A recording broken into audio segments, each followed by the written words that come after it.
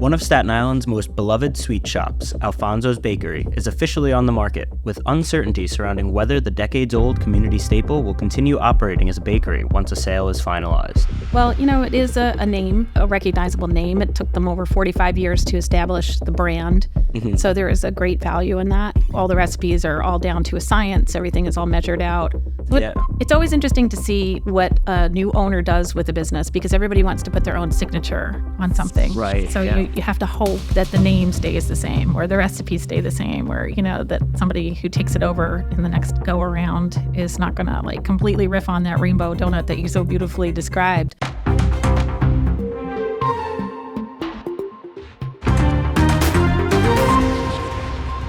Welcome to the Staten Island Advances from the Scene, a podcast bringing you an inside look at the biggest stories on Staten Island with the reporters who cover them.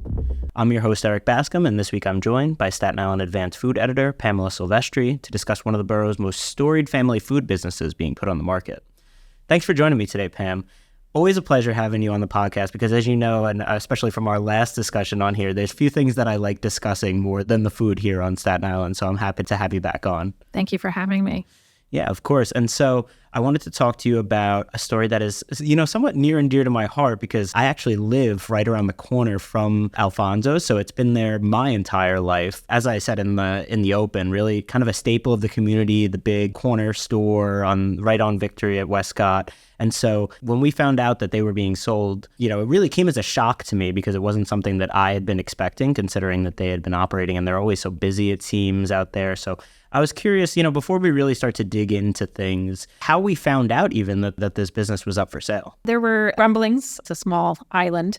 On Sunday in the Daily News, it was very evident that it was listed, and then it was public knowledge that the owner wasn't feeling well. And I spoke with Anthony on Sunday, and he had basically said that being home on some downtime made him think a lot about selling the business, and that's what happened. For the listeners who might be unfamiliar with it, live in different parts of the island, frequent different bakeries, just kind of the history of this place, because as I said, it's been around for a long time. It's a family business that's been passed down through generations and all this kind of stuff. So can you kind of just walk us through the history of Alfonso's? Oh, sure. Alfonso's has been at 1899 Victory Boulevard since 1978.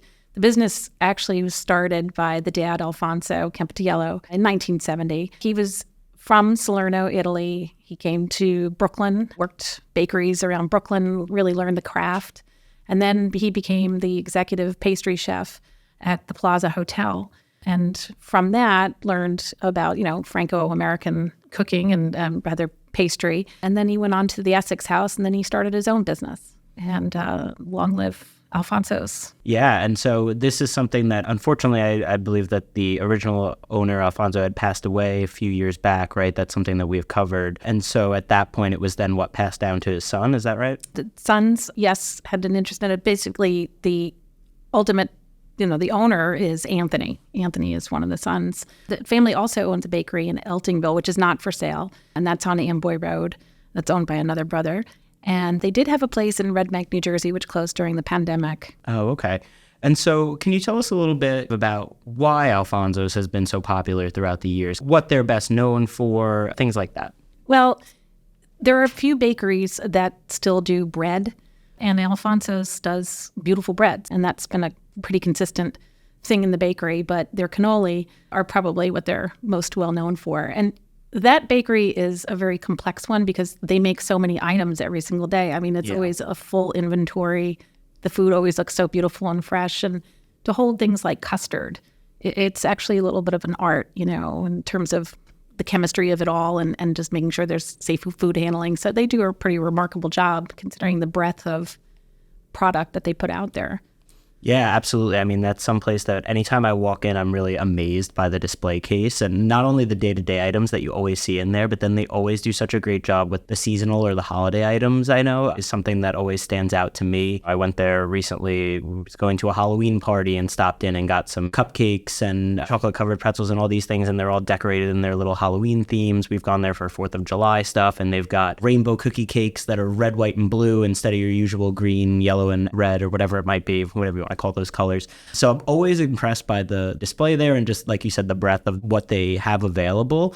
And I also just think it's interesting too, like you say, usually when we have you on, we're talking about restaurants and food in the more traditional meal sense and not really about baking. And baking is something that I think is such a kind of a fine art. I've been watching the British Baking Show a little bit recently, and so I watch it and I'm really impressed by what these people do. You do one little thing wrong and the whole thing is ruined. And so I'm amazed by the bakeries on Staten Island who are able to produce so much on a daily basis, and it's all just comes out delicious. And so I think that that's something that people sometimes maybe underappreciate, is that baking it's part of cooking, but it's really its own art in many ways, right? Oh, yeah. It's definitely, certainly one of the most laborious businesses. I was just actually speaking with Biagio Sedapani, who was the owner of Bruno's Bakery in Dongan Hills, which they moved the operation to Freehold, New Jersey. And Biagio was talking about getting up at 4 a.m. and the routine of these 10 to 14-hour days. And now it's the holidays, so that means that everything is just that much more amped up.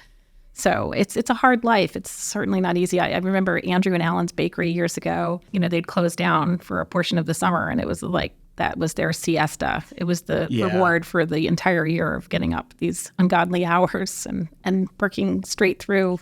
Yeah, no, that's another part of it that I hadn't even really considered, is that you're out there so early in the day, because these bakeries, a lot of them open at 6, 7 a.m. So you can only imagine when people are getting in there to get the product ready, really. And so I think of it in some ways similar to when you have those really busy bagel shops, right, on Staten Island. It's the same kind of thing. You've got people there at 2, 3, 4 in the morning putting this together so that you can enjoy your food. And so it really is just a very complex business. And I don't blame someone for maybe a little bit of burnout at some point, or just realizing like, okay, maybe I'm at a stage in my life where I want to move on to something else or whatever it might be. And so you mentioned the bread there, which I think is interesting. And you're right, not as many of the bakeries are really focused on that as they're focused on sweets at some point. And you mentioned the cannolis, which are incredible. But I was just wondering if you had like a favorite item from there that you've, had throughout the years, or that you always go back for, if there's something that really stands out to you. I love their cheesecakes. Really? I think they do a marvelous job with cheesecake. They're always so perfect looking, and the texture of it is just very, very lovely. And I love that about that. And then you could taste the crust, and everything about it is just wonderful. The cannoli are pretty exquisite. They do wonderful donuts and things like that. I was just going to bring up, mine is the rainbow cookie donut that they introduced maybe like 5 years ago or something. I remember when it was first came out, and it was this whole big thing, and I went with my friends to go try it out because it looked so cool, and it's so good. I just got one a few weeks ago, actually. So that's definitely my go-to when I go there. They're very big and rich and decadent, and it takes me probably 2 or 3 sittings to eat one, but it's just so delicious. And that's the thing that I always kind of my go-to there. And so you talked about this a little bit earlier on, but I wanted to ask about the decision to sell. Why now? And, the other businesses in the family, it seems like those are going to remain open. So why at this location is now kind of the time for them? Well, anybody who's looking at health concerns, the main thing is quality of life. Mm-hmm. And so I would imagine that would be the drive to just move on, understandably. So you have 2 different entities that are for sale. Mm-hmm. There's the 1899 Victory Boulevard, which is the bakery business itself and all the recipes. Mm-hmm. And that's offered for a little over $2 million by Salmon Realty and Christine DeHart. And then you have, for another just over $2 million, the real estate. And those are 2 separate transactions. And the real estate includes 1899 to 1903 Victory Boulevard. So there's a property behind the bakery, which is a 2-family house with a garage. And then there's also Mambo's restaurant, not the restaurant's for sale, but the building itself that it's in. Gotcha. Oh, so that's interesting. I'm not super familiar with real estate sales, or particularly in terms of businesses and business sales. Is that typical in terms of pricing? Does that feel like a lot? Does it feel like a little? I'm just not really sure what the market looks like these days for those types of businesses. Interesting. Well, it is a name, a recognizable name. It took them over 45 years to establish the brand. Mm-hmm. So there is a great value in that. All the recipes are all down to a science. Everything is all measured out. And I'm sure that they would stay on and show exactly what to do. I'm saying this out of experience from selling my own restaurant. Mm-hmm. I mean, we stayed on, a little bit over a little bit of time to ensure that the new owners knew what they were doing, and if they had any questions or anything came up, that would be a nice, proper transition. But it's always interesting to see what a new owner does with a business, because everybody wants to put their own signature on something. Right. So you have to hope that the name stays the same or the recipes stay the same, or, that somebody who takes it over in the next go around is not going to like completely riff on that rainbow donut that you so beautifully described, We'll be right back. The Mayor of Maple Avenue is a powerful multi-part podcast about Sean Sinisi, a victim of former Penn State football coach Jerry Sandusky, who was arrested 10 years ago for numerous child sexual abuse charges. The podcast series is written and hosted by Pulitzer Prize-winning reporter Sarah Ganim, who takes listeners into the world of addiction rehabilitation, where society can be quick to celebrate the consequences for abusers while not addressing the needs of their victims. Subscribe now to The Mayor of Maple Avenue wherever you get your podcasts. We talked about this a little bit off air before we got started here, but the fact that when I read your article and I saw that, the sale of the business would come with the recipes, I was kind of assuming that their preference would be to sell to someone who would maintain the bakery at that location. But we're not really sure that that's going to be the case, right? Because like you said to me earlier, once someone buys a property, they can kind of do whatever they want with it. So have we got any feel in terms of if this is likely to stay a bakery, if it could change to something else, if it could be a bakery, but they change the name? Do we have any kind of indication so far of what that might look like? None whatsoever. But if you look at history on Staten Island and the way things go with restaurants like Nunzio's, it's now a cabinet factory. You had something that was decades old, and you would think that Bob Whitaker's place would be turned into another pizzeria, but the next owners really didn't care. It was a piece of property, basically, in the cabinet showroom. And then you have other places like Schaefer's Tavern, which became Victory State Bank, and then eventually Northfield. But, in that corner that has been a tavern for so long and it's so charming, right? You would think that never would disappear, but the next owners of the property had other intentions. Those are two great examples, especially Schaefer's, because it's right down the block. In this case, with the storefront in front of Alfonso's is really so beautiful, right? Too, it's always so well maintained, and they have the bushes and the flowers and the little the clock that they have standing up out front. And like I said, I've lived around the corner from there my whole life, so it's become part of Victory Boulevard in that place, part of Castleton Corners, part of that neighborhood. And so to me, it would really be heartbreaking in many ways to see it changed into something else, seeing something like Schaefer's turn into a Bang. If this were to kind of go along that same path, I think that myself and the community at large would be probably pretty disappointed with that. So I'm definitely keeping my fingers crossed that someone is going to come in and try and maintain it as a bakery and stick to the character of the bakery, the recipes, and all of that kind of stuff. That's the ideal scenario. If I had the $2 million, maybe I could just do it, but I don't think that I could afford that right now.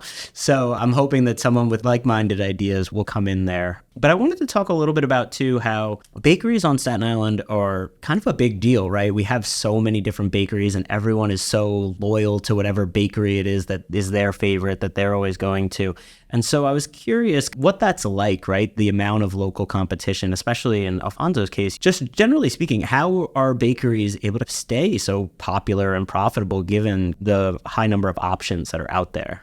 Well, everybody has their niche. And if you look in your neighborhood around Alfonso's, you can see the SILive Bakery, for instance, which is right across from the hardware store. Everything is so beautifully appointed, and it's a little charming place to go and have a cup of coffee with your pastry. You also have Cake Chef, which is on Jewett, and Cake Chef has the German recipes, and they do a beautiful job with occasion cakes and things like that. So completely different style than Alfonso's, but they have their own niche. And then also, they have their apple horseshoes and things like that, and melt-aways seasonally. But if you look at the trend on Staten Island of what's happening, it's not so much the local baker that is really being celebrated. It's like franchises have come in. Oh, interesting. So you see Crumble Cookie, for instance. They opened up at the South Shore Commons. Lines out the door, they're open 6 days a week. Sundays they're closed, and there's a different set of cookies every single week. It's always exciting. They bake everything from scratch right on Staten Island, but it's a concept that's not from here, right? And wildly popular. And then also you have Paris Baguette, which opened up in Tyson's Park right near Stop and Shop. They have quite a variety of a lot of stuff made from puff pastry and whatnot, but it's so affordable, and it's a Korean-born thing. That idea, that franchise is of the neighborhood bakery, but this incredible assortment of savory and sweet baked goods that you go and you help yourself and everything. I was just there a couple of weeks ago, and you could not get a seat in the place. The line was out the door. Yeah, so those concepts are already heavily marketed, beautiful on Instagram.